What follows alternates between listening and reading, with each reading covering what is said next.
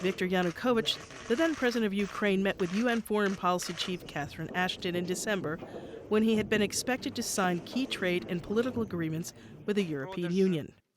But to the dismay of many Ukrainians, Mr. Yanukovych turned down the deals on the advice of Russian President Vladimir Putin, who had tempted the former president with the promise of cheap gas.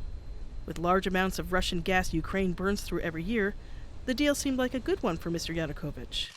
But since he was ousted amid massive protests in February, Russian gas has become more of a punishment than an enticement.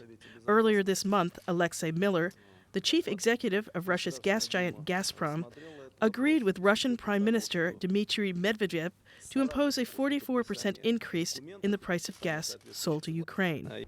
With the price boost, Ukraine now owes Gazprom $2.2 billion.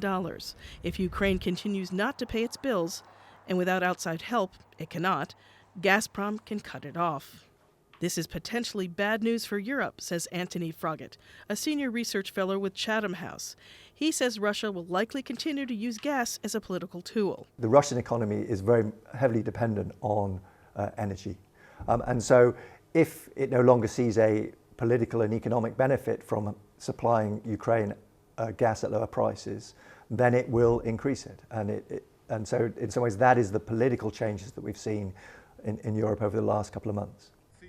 But this time the threat is not as ominous as it was during price disputes in the winters of 2006 and 2009.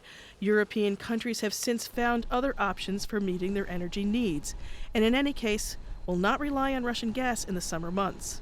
And though most European countries refill their storage facilities at this time, those facilities are likely well stocked after this past mild winter. The previous sort of Ukraine gas crisis in 2006 and 2009, there was a different situation because A, it was in winter, B, the EU as a whole was more dependent on Russian gas, and C, more of that Russian gas came through Ukraine. It's now being more of it's diversified, so it goes around Ukraine.